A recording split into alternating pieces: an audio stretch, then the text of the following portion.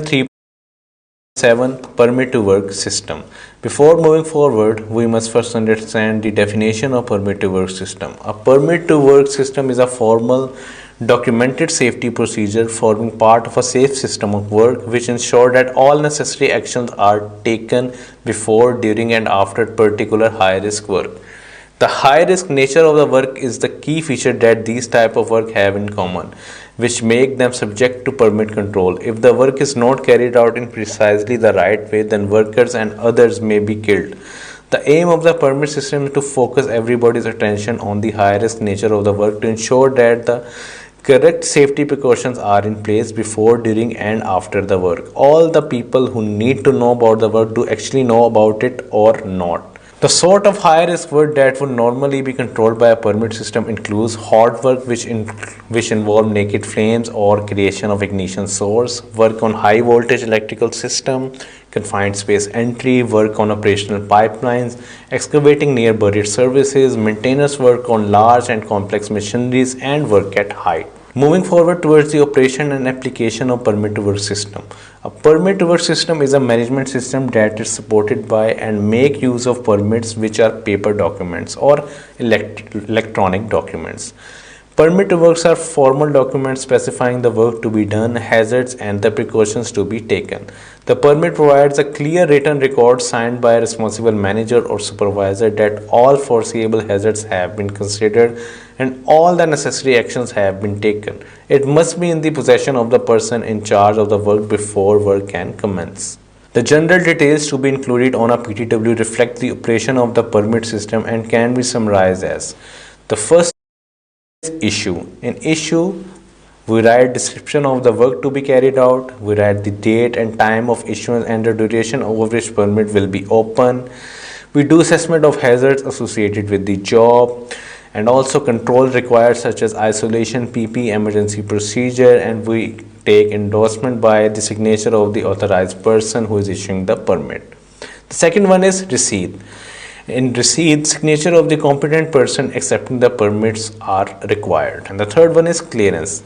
Signature of the competent person stating that the area has been made safe, for example, work is completed and that they are leaving the area and isolations can be removed. And in last, cancellation. Signature of the authorized person stating that the isolation have been removed, the area has been accepted back and that equipment can be restarted. Each permit will have a unique identification number so that copies of a permit can be traced back to their specific source. Permits are often triplicate copy documents with a unique identification number for cross-reference purposes.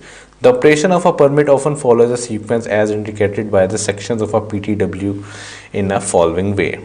The first is issue. This section of permit defines the work, identifies the hazard and determines the necessary safety precaution.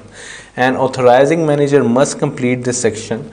This will require them to carry out risk assessment of the work in order to identify all relevant hazards and precautions. The manager must be competent to do this. The authorizing manager must specify exact nature of work, where the work can take place, name of each of the worker authorized to carry out the work, the date and time that work can start, the period of time the permit is valid for, the control measure that must be in place before, during and after the work, and any other restriction and any other permits that may be relevant. The authorizing manager signs the permit to formally confirm that all necessary precautions have been taken and that work can now start, providing the necessary precautions are adhered to. The manager's name and signature along with date and time should be clear. Receipt.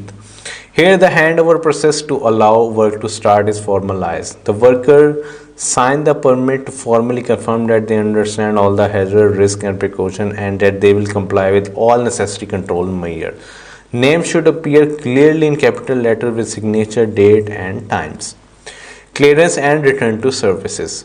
The worker signs this section of the permit to confirm that they have left the workplace in a safe condition, that work is complete and that normal operations may resume.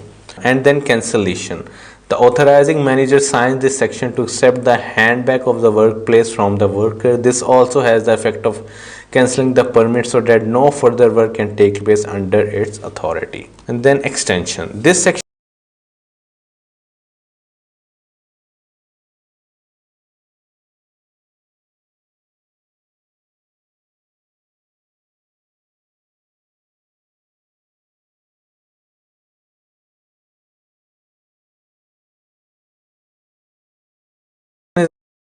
included in some permit system. In case there is any overrun of the work, it allows the authorizing manager to grant an extension to the timescale of the permit.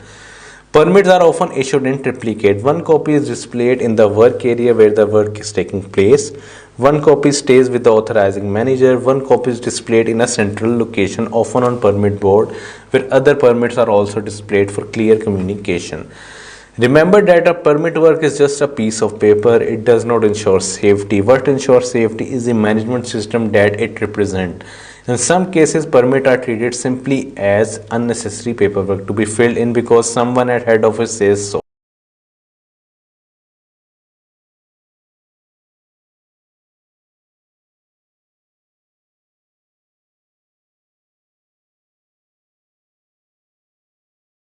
This can encourage casual practices such as authorizing manager issuing permits without actually checking that control may have been put in place, which can lead to unfortunate consequences and incident. A good permit system is only as good as the person using it to work effectively. A good permit system include only authorized persons. Element 3.7 Permit to work system. Before, during, and after particular permit of hiring paper documents or hazards as the first required such as ISO and the ISO duplicate identify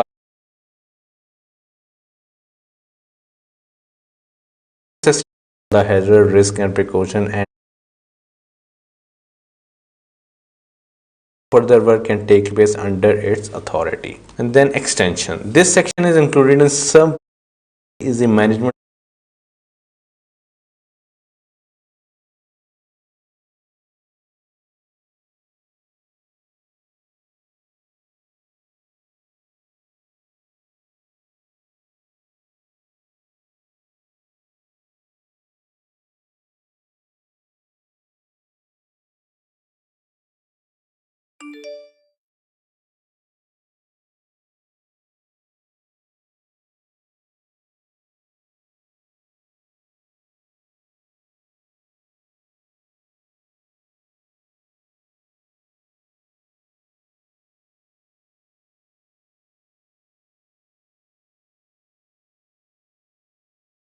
2. Staff must be trained and competent. The system must be monitored to ensure it is effective or not. The permit to work system must be appropriate for the nature of the business. For example, a bakery may require a less complex system than oil rig. Sufficient time must be allowed to ensure permits are issued correctly and staff must be trained to understand this. Typical uses of permit system. Hot work. Permit systems are commonly used to control hot work where naked flames will be used. For example, propane, butane, or where there is a significant ignition source will be created. There are some typical activities on which permit system is must and they should be controlled by using permit system. These are hot work, work at height, work on electrical system, machinery maintenance, confined spaces. The hazards and precautions of these activities we will be discussing in IGC 2.